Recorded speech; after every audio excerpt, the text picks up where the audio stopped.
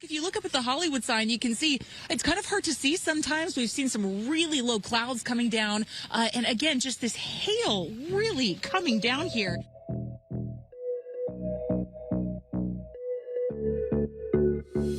It's Tuesday, February the 28th, 2023, and welcome back to GoodFellows, a Hoover Institution broadcast examining social, economic, political, and geopolitical concerns.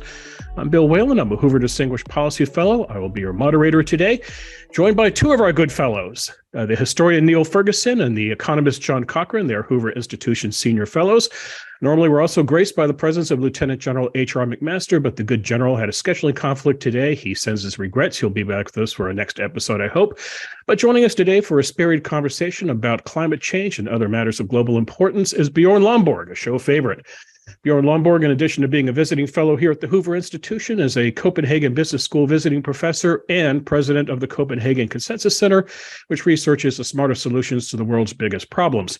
That's why he's returned to GoodFellows today to give Neil and John some smart solutions to at least two big problems, a changing climate and the world getting its priorities in order. Bjorn, great to see you again. It's good to be here. Thank you very much. Question, my friend. Tell the viewers where you are today and what the weather is like outside and if it's normal weather for this time of the year. I'm in Sweden, and it was actually beautiful weather until the sunset, and now it's just freezing as it normally is. But yeah, little listener tip: don't ever go to Scandinavia in the winter. That's just dreary. But do come this summer; it's wonderful. What about going to London in the winter, Neil? Well, London is grey all the year round, so there's never any danger of disappointment as long as you have realistic expectations. Spring is visible here, however, and what happens is that the plants anticipate it. And so the daffodils and the snowdrops are out, but it's still freezing cold, and the sky is a kind of grim metallic grey. But that anticipation of spring is part of the peculiar magic of this country. You can tell I'm here by the fact that I'm wearing a cricket jumper rather ahead of the cricket season, but that's the same sense of anticipation that the plants have. Well, maybe that's our next GoodFellows uniform. I'm asking about weather, gentlemen, because John, Neil, and I happen to be living in Northern California, which for about 2 months now has been the scene of rather erratic weather. Bjorn, our year started with just buckets and buckets of rain, what we call atmospheric rivers here in California. This past weekend, it snowed in the San Francisco Bay Area. It snowed in Los Angeles, for crying out loud. But this is not just a California story or an American story. It's a world story. Europe, for example, brutal hot summer last year, a mild winter. I saw some ski resorts in the Alps had to shut down because there's no snow on the ground. Question, Bjorn, we read stories about erratic weather. To what extent is climate change involved?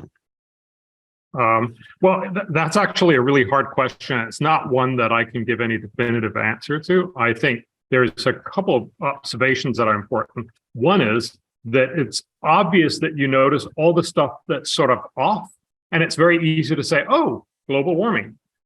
It's much, much harder to actually go in and say, well, what are all the places where things happen as they usually did, but you just didn't notice? So it's not very good set up to try and sort of make statistics in the world from our local experiences. Now, we would expect from global warming to see more precipitation. We would expect to see hotter weather. There's a lot of things we would not expect. So, for instance, the whole idea of saying, oh, the extra cold is because of global warming. No, that's just ridiculous. Overall, all models show everywhere that you would get less cold, not more cold. But you just can't have it all those different ways. But I think crucially, if you just want to take a look at a few important statistics, which I'm pretty sure that almost everyone has missed, is if you look at hurricanes, we now have 43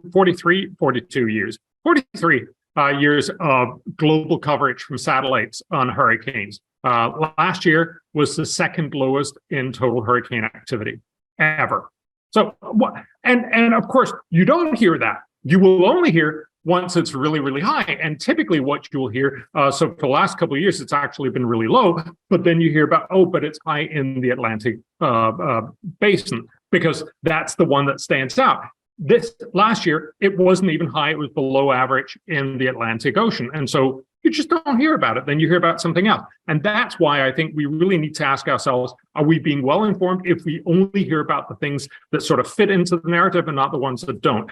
Then we're a little bit at the same place as, I don't know if you remember, over the last 3 decades, maybe not the last couple of years, but the US was inundated by the idea that there were more and more crime, while, of course, the crime index from the FBI kept going down and down and down. Everybody, so a large majority of US citizens said they thought crime was getting worse and worse. It's not good information to just hear on the news, oh, there's a lot of crime, so there must be more and more crime. Just like there's a lot of weather, so it must be getting worse and worse. John? I would just add here that climate is the probability distribution of the weather, and extreme events happen. There was a flood in the 1860s, I think, in which the Central Valley was under 10 feet of water the whole way. These things happen. At best, a change in the climate means a change in the frequency of extreme events, which we've all seen all the time. And that's very hard to measure.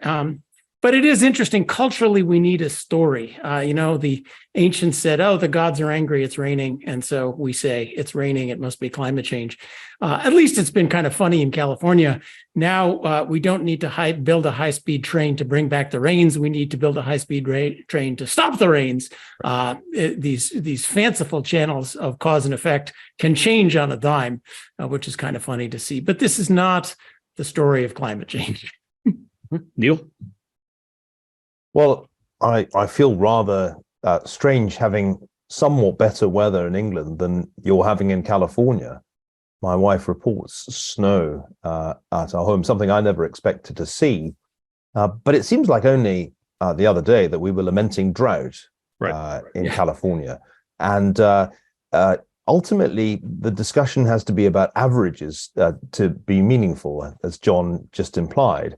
That the central claim of those who are deeply concerned about climate change is that the rising average temperatures, and those I think are fairly easy to demonstrate, will have very deleterious effects in a variety of different ways, precipitation, rising sea levels, and so on.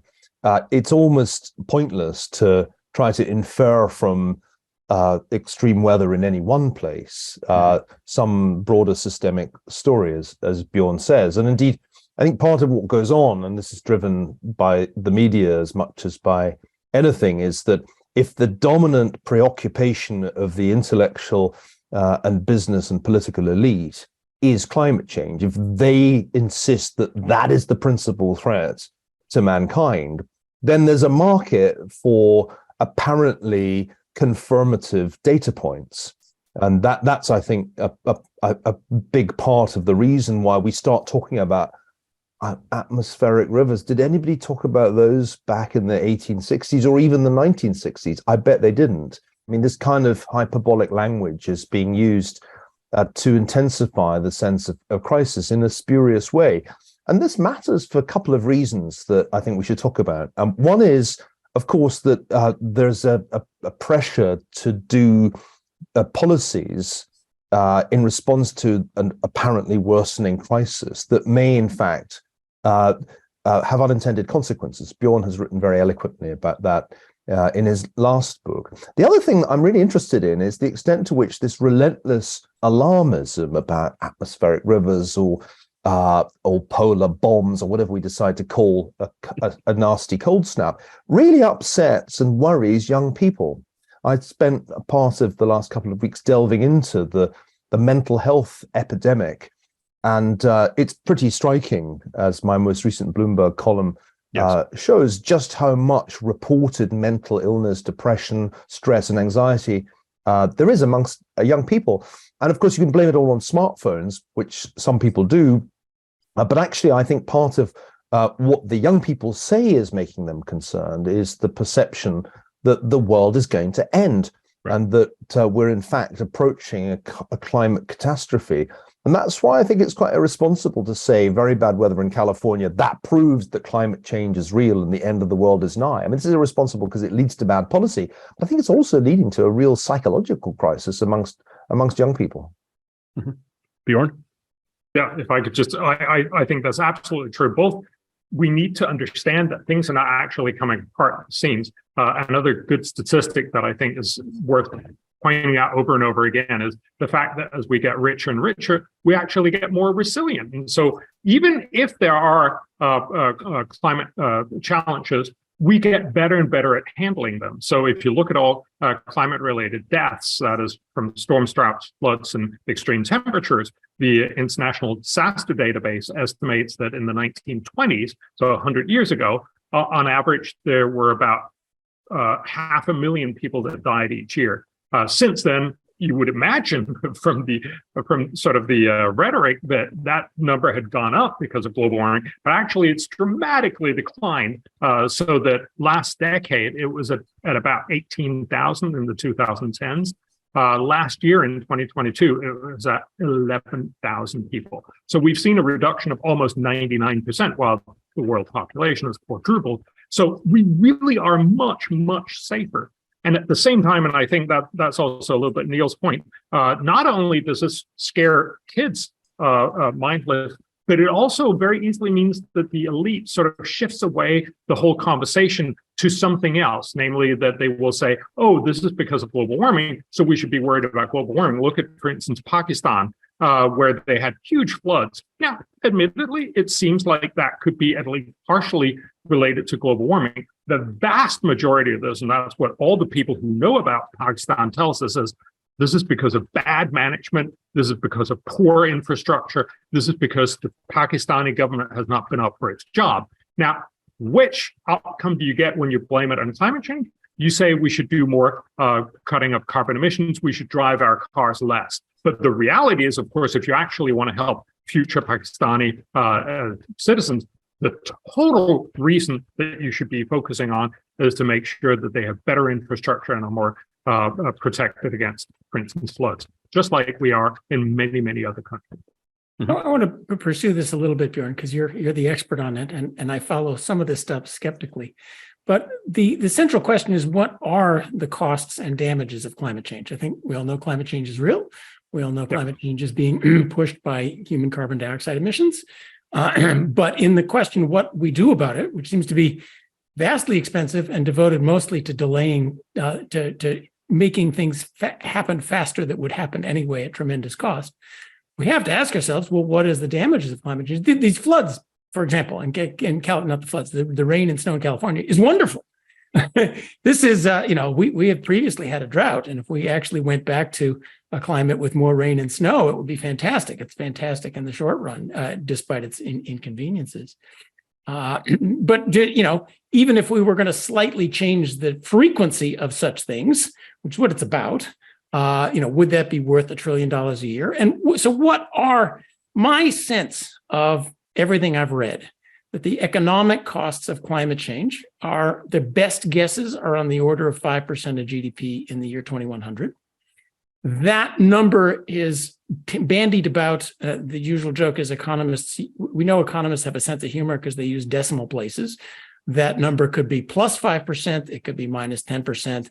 The evidence that I have seen on that number is very, very sketchy. But even take it as you will, 5% of GDP in 2100 is couch change compared to the hundreds of percent of GDP of even our growth, and the thousands of percent of GDP let us hope that India, Africa, and even China will experience of growth in the year 2100. That is not 5% of GDP, 2 years worth of growth in 100 years is not a calamity. It's not an existential threat. It's not the end of civilization. So if that's the question, boy, oh boy, it's hard to defend spending trillions on the answers. I also notice that our policies have very little cost-benefit analysis. We're going to ban gas stoves in Palo Alto. You did an analysis of the Inflation Reduction Act, which is about $1 trillion worth of spending. And I can't remember the number of zeros before the one in how much this was going to lower global temperature. At least could we do how much money are we spending per ton of carbon? This from an economic point of view. And this will wrap up the question, Bill. The estimate of the damage seems small.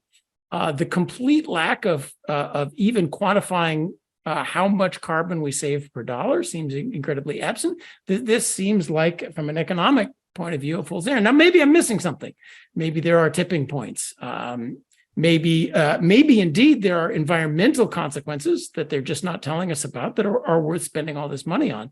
But that doesn't seem to add up. So help enlighten me on both those questions, the actual costs and the costs of what we're doing to try to fix it. Yeah, no, I tend to broadly agree. So look, the only climate economist to ever win the Nobel Prize, William Nordhaus, made his career on making that exact point of saying, look, you can't just talk about climate and damages from climate. You also need to recognize that anything we do to tackle climate will incur, real and serious costs. Given that we have to pay both, his point was to say you should minimize the sum of those two costs, both the cost of climate and the cost of climate policy. You need to minimize the cost of both. And not surprisingly, all studies show that you should find somewhere in between. You shouldn't do nothing. You shouldn't do everything. You should do somewhere in between. And he actually found that you should do not so much for climate. I wonder if I can add a little bit more economics. A couple of other points are worth making. The more we talk about climate disaster, the less we talk about other forms of disaster. And this actually is to my mind, the big concern that we end up underestimating other forms of risk. I remember back in 2020, long before the pandemic was over, Larry Summers and a co-author estimating that the cost of COVID would be approximately the estimate of damages from 50 years of climate change. So one pandemic, and that was almost certainly an underestimate because nobody quite foresaw how many more people would die in 2021. The other thing that's interesting, Bjorn, you mentioned the Pakistan floods, but the number of people who died in the earthquake in Turkey and Syria was 30 times larger, roughly speaking. And it's always worth reminding people that earthquakes have absolutely nothing to do with climate change. And geology is, in fact, a much bigger historical cause of death than relatively slow-moving changes in climate. And don't get me started on the risk of a major war. We've returned to a time when nuclear threats are made by Russian leaders. That's not a trivial increase in the risk of large-scale premature mortality. And if there were to be a use of nuclear weapons, and I think the probability of that has gone up quite a bit, it would make our concerns about climate seem somewhat preposterous, because a nuclear war would kill vast numbers of people very fast indeed. And that's why this preoccupation with climate change, which you see at all the major conferences, whether you're at Davos or Aspen, or for that matter in California, this preoccupation with it, I think, underprices the risk from other really serious threats. I think that's exactly true. I mean, if you look at World Health Organization a couple of years before COVID hit, telling us that the big challenge in the world is climate for global health. And it doesn't take a rocket scientist to sort of figure out that means the World Health Organization paid less attention to, for instance, pandemics, and we're paying the price. I thought it was hilarious that World Economic Forum in the beginning of 2020 told us, when I think you actually made that exact point, while COVID was starting to spread around the world, they said the biggest challenge for the next 10 years, or indeed for the next 2 years, is climate. Right. I mean, how can you get it so wrong that you constantly just focus on one thing and then pretty much forget all other things? And I think it goes back to, and sorry if I can just, John, on your points on the cost and benefits. I think it's very true that there is no good estimates of the cost of any realistic climate change that would go beyond 10% of global GDP by the end of the century. And yes, Nordhaus would come out with 4%. So your 5% is absolutely in the ballpark. And that does indicate that we should at least make sure that we don't spend a lot more than what that costs. Yet the cost that we're talking about with going net zero, that people are now bandying about, even if we did it really, really well, would cost in the order of 5 or more percent now. And of course, 5% now is a lot more than 5% in 100 years. Moreover, we're also talking about a policy that if you do it incredibly well and well structured across the entire world, the cost will be 5%. We've not known any climate policies that actually achieve that. What we have known is a lot of climate policies are really badly done. That is, they have multiple targets, they have multiple ways to try to do it. The typical way of both having some sort of carbon tax and having a subsidy for renewables and having some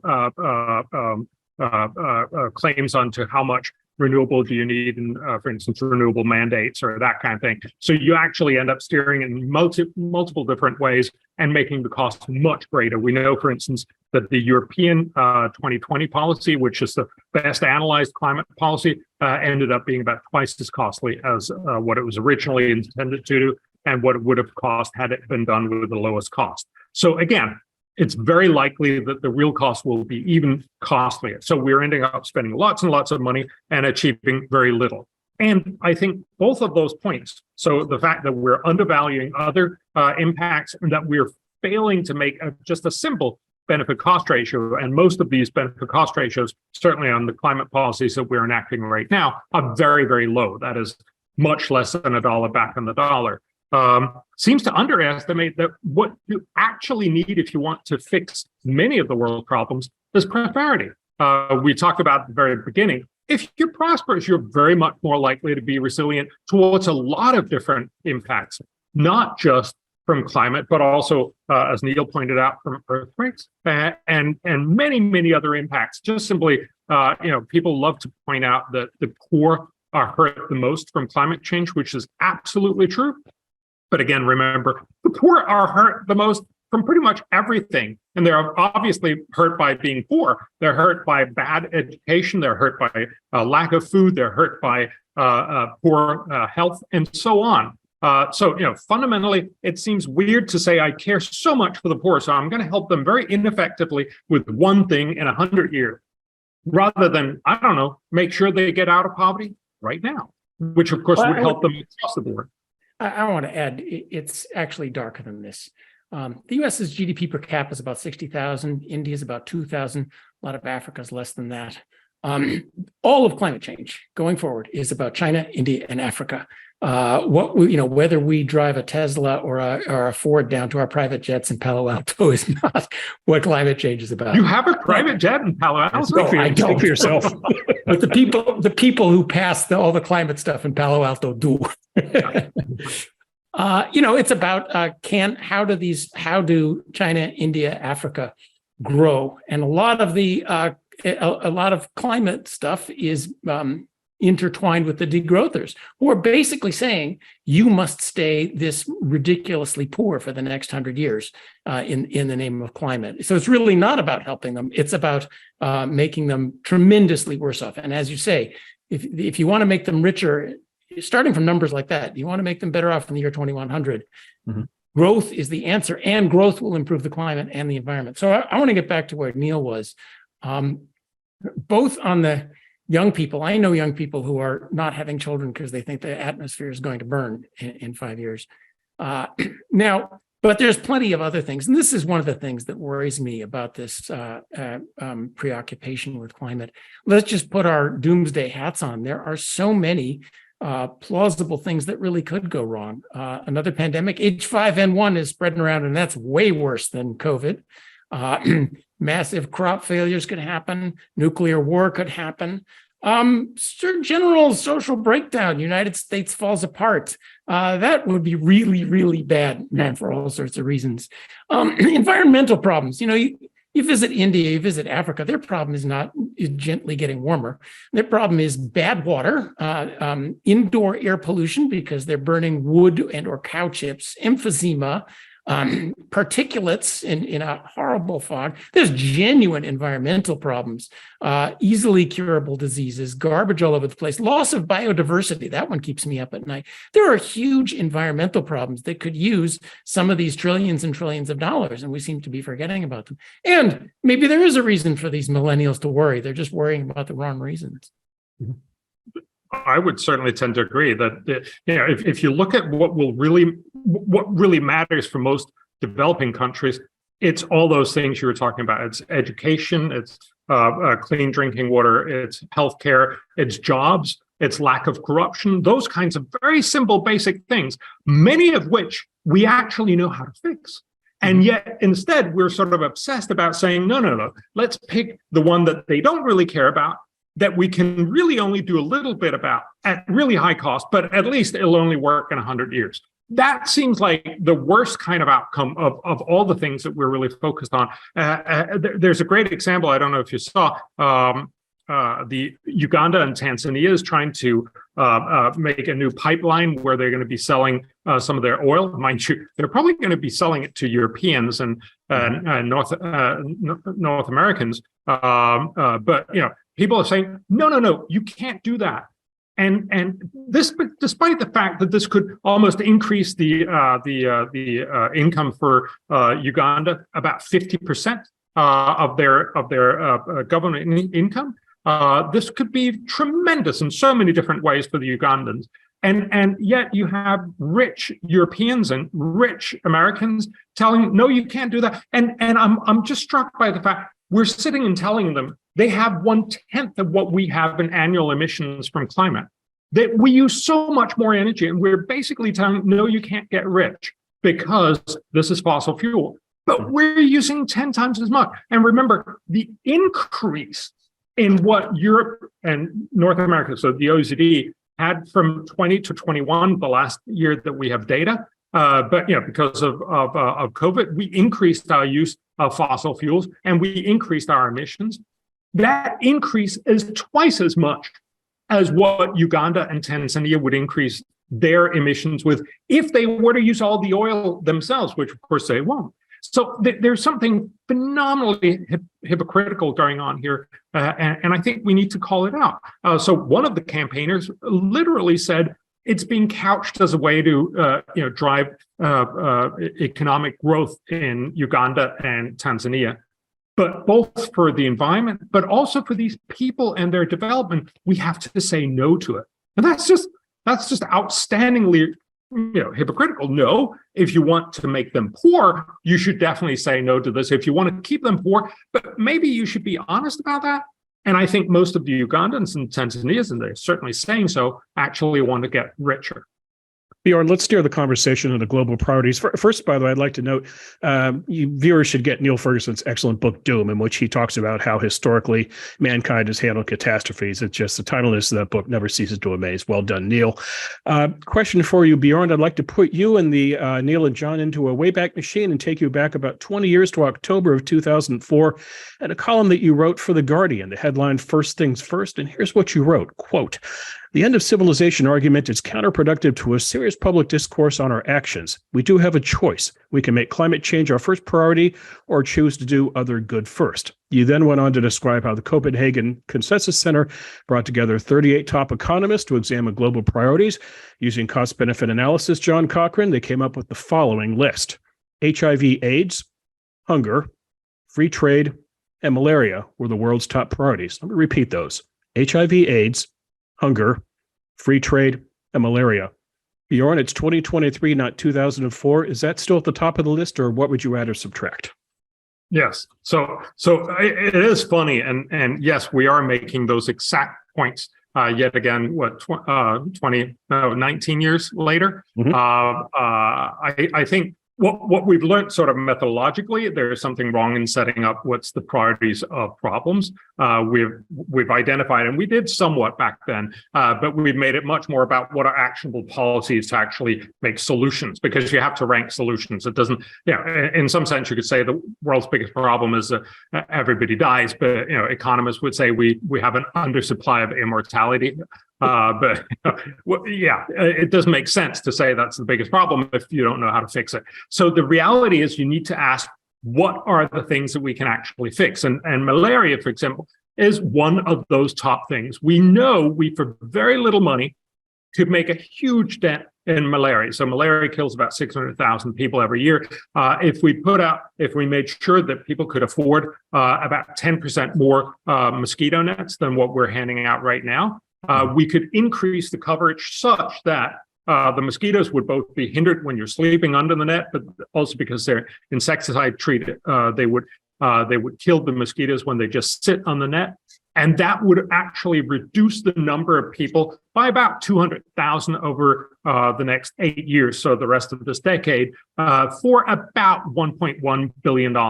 That turns out to be one of the very best investments the world could make, at benefit cost ratio, of $48. So for every dollar you spend, you will deliver $48 of worth for the world. This is both advice to governments in the developing world. This is mostly in sub-Saharan Africa, where malaria is still a problem for a wide range of reasons that we could get into. But this is both advice to those governments. So this would be Nigeria and the Democratic Republic of Congo and Tanzania and Niger, which have more than half of all the malaria deaths in the world. But also, of course, for USAID and all the other development agencies, and along for Bill Gates and the many other philanthropists, billionaires that are trying to give away their money. So yes, those are some of the very top outcomes. Likewise, with hunger, we should be investing in getting more research and development for agriculture, because fundamentally, how do you get more food out to people? Well, you can hand it out, which turns out to be pretty corrupt often and pretty difficult and pretty expensive. But if you could make seeds more productive, you can make sure that everyone can produce more, which gives both benefits to farmers because they can produce more, and benefits to consumers because they have to pay less for each quantity of these foods. We know how to increase yields. We've done it once before with the Green Revolution back in the 60s and 70s. This drove enormous increases in yields for instance, wheat and maize and rice. But now we need to do it for yams and sorghum and all these other things that most people haven't heard of, but which are staples in the poorest part of the world. If we could drive up that yield curve, and we know how to do that, for about $5.5 billion, we could shave about 130 million people in hunger. We could reduce the number of people hungry by 130 million, and we could drive up economic growth, both for consumers and producers, for about $184 billion a year. So a benefit cost ratio of 33. Again, both of these cost benefit ratios are almost abnormally high. And that's, of course, what I'm trying to do with our new project. We're simply trying to find the very, very best benefit cost ratios in the world. And those are two of them. So absolutely, the world hasn't changed much, but we have much better evidence. And this is where we should be spending our money first. Neil? Bjorn, can I ask a question? Because in a way, whether you're addressing hunger or malaria, mostly in sub-Saharan Africa, you're addressing consequences of poverty. Isn't the real question how to get economic growth higher in Africa so that they're not so poor? And if that's something you've looked at, I'd love to get your thoughts on it. I used to spend more time than I do at the moment thinking about these problems of development. The standard view that I suppose I came to 20 years ago was that there were institutional barriers, not just geographical or climatic barriers, to economic growth in many African countries. And until you improve the governance, it'd be very, very hard to get economic growth to be sustained. And there are some interesting examples that seem to bear that out. You've got good governance in Rwanda. You may find it authoritarian, but then people found Lee Kuan Yew authoritarian, and was good governance in Singapore too. So I'd love to get your thoughts on the kind of fundamental developmental question, one that, say, Paul Collier's spent a lifetime thinking about. How do you just get Africans to get richer? Because if they get richer, then presumably they're less vulnerable to malaria and hunger. Yes, so that's a very good question. And so our fundamental point and our starting point is to say we'd love to sort of fix everything, but there are some things we do know how to fix. There are lots of things we don't know how to fix. And I think how to get more growth in general is a really hard question. I would love to hear your and John's thoughts on it, but I'll just give you my 2 cents on it. We have identified some particular ways that you can actually achieve that. One is actually exactly with malaria. So malaria, and I didn't tell you this, but because it's not the main part of it, the story, just simply because you can save so many people. But remember, malaria mostly doesn't kill. So while there's about 600,000 people that die, there's about 200 million cases of malaria each year. And so the vast number of cases are just simply that you're incredibly sick and then get well again.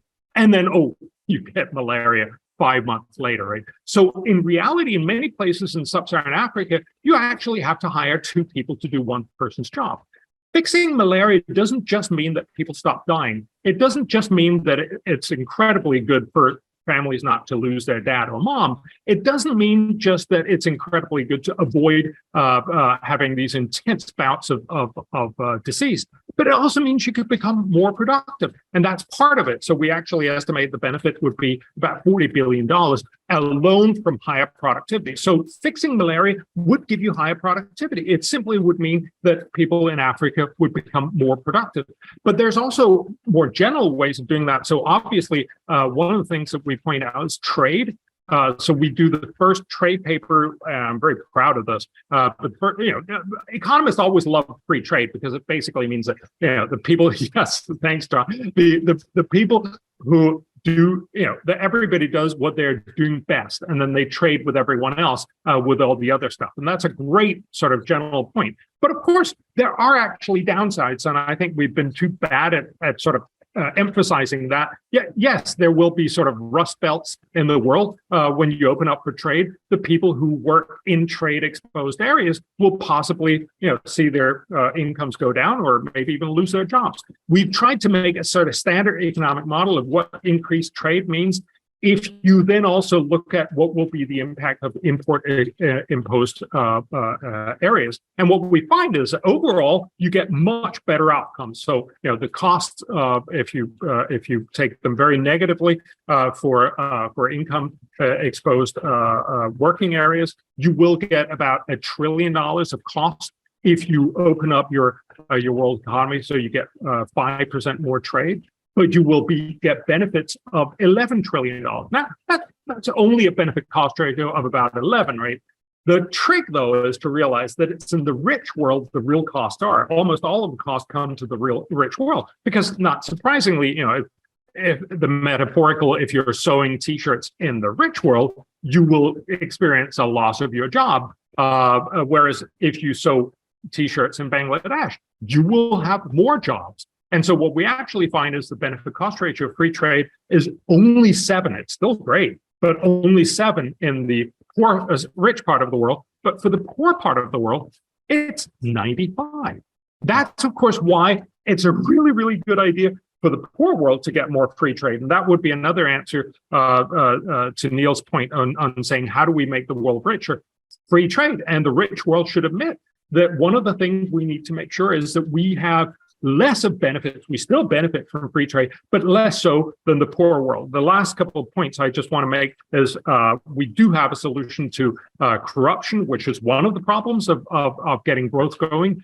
We can't fix all corruption, but remember, about half of all public spending in poor countries go to procurement, and that's often terribly ineffective and filled with corruption. And if you do e-procurement, we find that for very little money, so basically make sure that you make procurement more transparent. You basically put all your request for building a road or getting more pens on eBay or a similar kind of thing. It costs some money. We estimate for the last, there remain about 30 countries that still need to implement it, and many countries could do it even better. It would cost about $72 million a year. So virtually nothing. And the benefits would be about $10 billion a year. So benefit cost ratio is 132.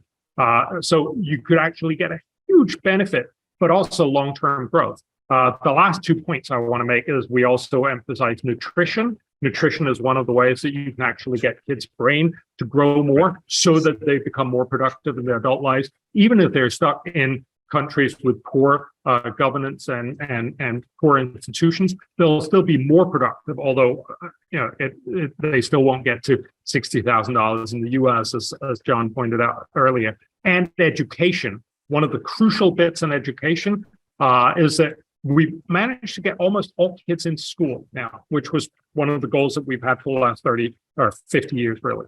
That's great, but they're not learning very much. So we have the PISA studies in the rich world. We don't have really good measurements of how well people learn in the developing countries. But we do have some studies. Angrist from Oxford and many others have actually been studying this really intensively. What they find is that about 80% of all kids in primary school just don't learn anything reasonable. So we have literacy in that very technical way of, can you read a word and tell me what that word sounds like and what that means? Yes. But you can't string together a sentence. So one of the questions they give kids 10-year-old across the world is, BJ has a red hat, a blue shirt, and yellow socks. What color is the hat? And literally 80% of children in the developing world can't answer. The right answer is red, right? But the point is, you can read the individual words, but you can't string together the sentence to understand it so you can actually respond. We have a good solution to how to do that. It's about better pedagogy. This is studied in many different ways. You basically make semi-scripted lecture plans for the teachers. They're putting this out across Kenya, for instance. We've studied this in many different randomized controlled trial studies. We know that we, for very little money, so about $9 per kid per year, can make the school about twice as effective. Likewise, teach at the right level. One way of doing that is to put the kids together with an iPad that they just have 1 hour a day, so they share it with many others. And there's lots of cost involved with the iPad, but the iPad can basically find the very right level of that kid and teach it at that level. It can actually triple the efficiency of the school. We're now putting that across in all of Malawi. So there's lots of things we could do. We find that if we actually did this across the developing world, so there's 467 million kids in primary school age in the low and low middle income countries, if we managed to get 90% either one of these solutions I just described, it would cost about $9.8 billion a year, but it would generate benefits in terms of these kids being much more productive of about $600 billion a year. So, a benefit cost ratio of 65. Again, this is just amazing stuff. And that's some of the answers to your question, Neil. There are some ways we can make the world a lot more productive in ways we know work. It doesn't mean we've suddenly unlocked, now, India will be the US in 20 years or something. That's not what we're proposing. But we're simply saying this is a way to put them faster towards being richer and hence being more resilient, and also being able to deal with earthquakes and all the other terrible things. And climate. John. I'm a little bit uncomfortable about this because of who's this we, boss? Yes. This is, a program of Western philanthropy and multilateral institutions parachuting in to help them, which has not had a tremendously great track record in the past. I mean, what we recognize is the fundamental problem is the institutions in the countries are not conducive to growth. And, the U.S. did not get where we are by the Martians, United Nations and NGOs coming in and running our schools for us, although their schools might be better if they did. So I'm also disturbed by, the frequent unintended consequences. One of the stories I heard about malaria nets is they were handed out and immediately they grabbed them and used them as fishing nets rather than malaria nets, because to them, eating fish was more important, granted the horrible problems of malaria. And also the tendency for us to, and now I'm going to use the we, us, to want to offer help and then impoverish them at the same time. Your comment about helping them to grow their own food as opposed to giving food handouts is an excellent one. Of course, that requires genetically modified foods. Whoops, sorry, we can't allow that to happen. And similarly, I want to echo free trade. I mean, a lot of what we could do is get out of the way. And I'll put it as simply, buy what they have to sell, as opposed to offer them all sorts of help, but refuse to buy what they have to sell. I'll even push back. You said there were costs in the West. There are no net costs on us from importing cheap sneakers from Africa. There are some people lose, some people gain, but the economy as a whole gains. There are only transfer costs, not overall costs. Trade and migration, which could raise world GDP tremendously, would be great for all of us. But simply buying what they have to sell, getting out of the way, managing disasters seems like first order.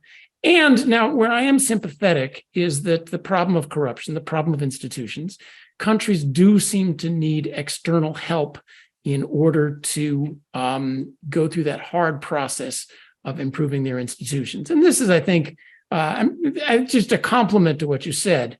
The World Trade Organizations were good. Now, from an economic point of view, trade does not have to be fair. I don't need to get you to drop your tariffs in order for me to drop my tariffs. But forcing people to join, to get the benefits of joining international institutions that forces them to clean up their own institutions. This was great for Eastern Europe as it tried to join the EU. And I think the World Trade Organization was good in that sense. A politician can say, look, I can't keep protecting you forever because we need to join the WTO. So help in the sense of, what you're offering really is helping governments who want to, which kinds of Western technology to adopt, or, the schools, the nets and so forth, that's useful. Getting ourselves out of the way, recognizing the fundamental problems in the institution. So I just wanted to add that flavor to it, and not just we, the benevolent Westerners, so can I in and save your little country for you. John, I totally agree. And can I just sort of clarify? I'm not suggesting that this is just a list for USAID or for the Bill Gates of the world. It is absolutely as much or even more for the developing countries themselves. So as I also tried to emphasize, for instance, with the examples on education, this is something that Tanzania is already doing. This is something that Malawi is already doing. What we need to do is, I meant Kenya and Malawi. What we need to do is to make sure that all these governments know about it. And so I'm actually writing about this in 35 papers around the world, exactly to make this point. And look, politicians, as you very well know, are somewhat resistant to facts and good ideas, but sometimes it will play into a local setup where they want to do this. So in Malawi, I'm happy to say that we at least help in pushing the idea of saying these iPads, we know from evidence, they will cost about $31 per kid, which is less than 10% of what they're spending on schools, but it will per kid, but it will triple the output of that school.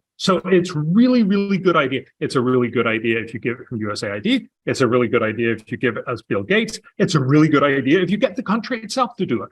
It would probably be an even better idea because there will be more buy-in. And I think you need to have some sort of buy-in to do this. So this is not about somebody from outside coming and say, this is about having research to say, these are some of the great ideas to do. I absolutely agree with you on the trade thing. That was also what I tried to say. Even trade for rich countries is a 7.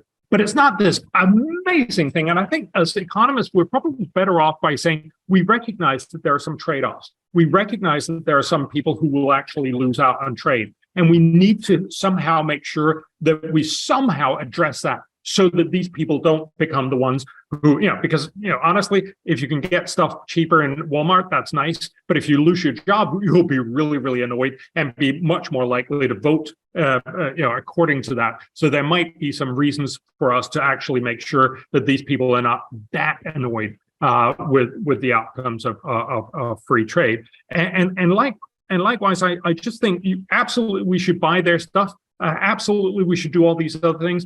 I'm simply saying, I'm trying to point out, if you have $1 and want to do good, or a shilling or a rupee or whatever your currency is, here is some of the things that you could do that would do amazing good. That's true if you're a government. That's true if you're a philanthropist in that country. If you come from the outside or whatever else you are, it's still true. So, let's try to spend more of our money that way. And remember, again, if we just can take the step back, we were talking about climate at the beginning of this conversation.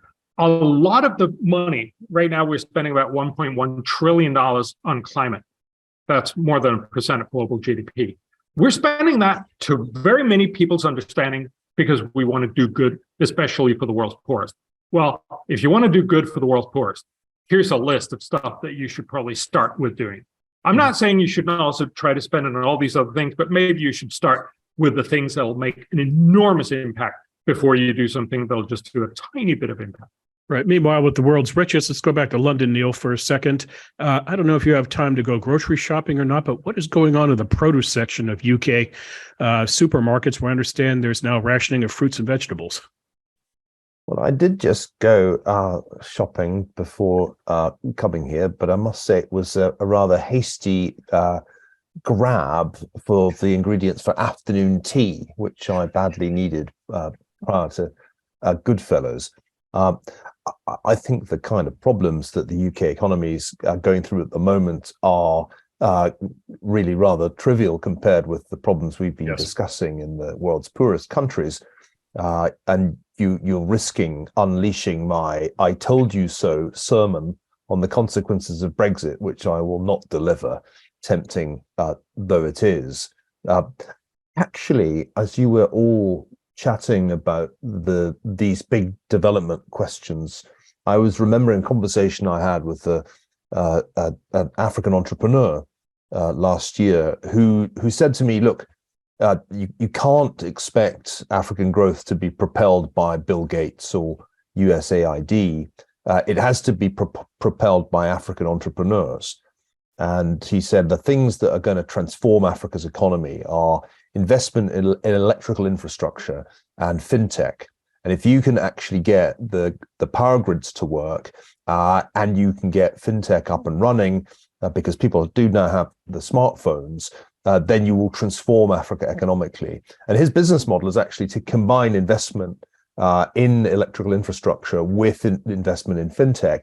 And then with the profits, he does educational philanthropy principally by investing in girls' schools. I really like that way of thinking about the problem because it gets to the heart of what makes Africa very different from, say, the UK.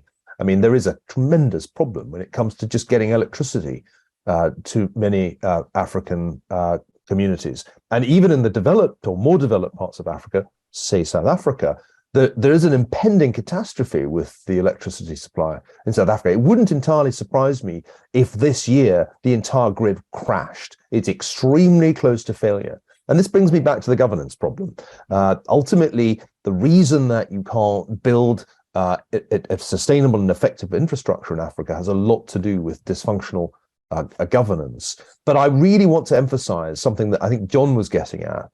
These developmental problems will not be overcome by philanthropy. Philanthropy will be an accompaniment to a transformation of entrepreneurship. But this brings us back to a very central point that we began with. Ultimately, Chinese economic growth is the most impressive, biggest, fastest industrial revolution in history. And it has transformed living standards in China. There's only one small problem, that in transforming living standards in China, China drastically increased its carbon dioxide emissions. And in fact, this is the kind of surprising or least stated obvious truth about modern global economic growth. Economic growth in the United States and Europe has been accompanied by declining emissions of carbon dioxide. But in the period after 2000, China's increase in emissions of carbon dioxide have vastly exceeded the declines in North America and Europe. And this is kind of the problem that I think we were alluding to earlier. If you want to get the poor out of poverty, it's quite hard to do that without increasing carbon dioxide emissions. Right. And so imagine a successful Africa. Let's imagine that it all works out and that actually the power grids start to really get built and they work, they don't crash. In fact, they spread rapidly. And then on the basis of fintech, Africans can actually raise loans, they credit, they start to take advantage of the fact that labor costs are really low there. There's no way that happens without an increase in carbon dioxide emissions, right, Bjorn? I mean, it's just not conceivable. Yes. I mean, how are they going to generate the electricity? Go figure. The International Energy Agency did in two tries an African century scenario where they imagined Africa becoming much richer than on the standard trajectory, and it was very clear they sort of moderated it in the second round and said, oh, a lot more solar and stuff. But even then, they would have lots more fossil fuel, and it's just simply basic, most of the world still relies on fossil fuels. We use about 80% of or 80% of our energy comes from fossil fuel. And remember, the OECD is much less green than, for instance, Africa, which gets about 50% of its energy from fossil fuels, because they're really poor and they get most of their energy from burning wood and dung and cardboard and whatever they can get their hands on. So the fundamental point is, yes, you'll need a lot more emissions, and a lot of the problem I see Africa having and other developing countries is that we're basically telling them, no, you can't have that growth. You have to stay poor because we're so worried about climate change. Now, in the long run, that's a correct concern to have, that we should try to limit carbon emissions rather than raising it. But we need to weigh that against all the other benefits that will come, for instance, from being richer and more resilient. And I think the evidence overwhelmingly show, and of course, Africans and Indians and others, like you mentioned, John, with China, they're overwhelmingly going to say we actually appreciate the benefits from more energy much more than the disbenefits. And that's probably what's going to continue throughout much of this century. Yeah. Which I would throw in demographics as the big, if you want to think about what's happening in the next 100 years, Africa is the last place that is still producing lots more people, and we and the rest are not. And that just overwhelms everything else if you want to think about migration and global poverty and so forth. No, there is the hope that they can do a little bit. They could at least do natural gas, widespread nuclear, some solar where it's appropriate. Solar actually is useful if you're out in the middle of nowhere and it takes 500 miles of transmission lines to get something to you. That's actually a good case for solar. So, they need energy, they need development, which brings us to this. We started in on the rhetorical and zeitgeist issue of it. Yes. Climate seems to be, we have stayed in this sort of technocratic bubble, which we all like. Here's the problem, here's the GDP estimates, here's the cost of adaptation and so forth. But the zeitgeist of it seems to be the profound hypocrisy of the Davos set, which is looking for some sort of self-flagellation story to virtue signal about the West, but they all show up to Davos on private jets to do this. Then there is the Greta Thunberg.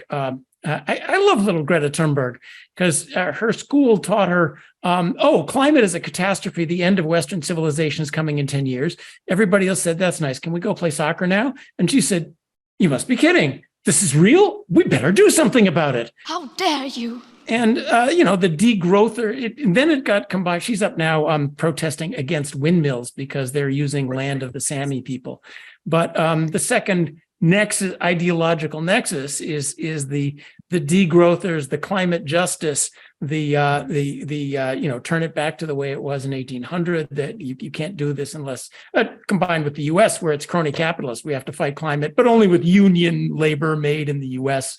And so on and so forth. It seems like we're caught in a profound set of bad ideas clashing with each other. I think the hypocrisy of the main policy line will be revealed. The next big, I think net carbon credits are going to be the cryptocurrency of the 2030s, when we find out that actually they don't reduce carbon at all and that net zero was a complete lie. Mm-hmm. Where is this going, Bjorn? Help us. I think you're right in that we have a lot of bad ideas.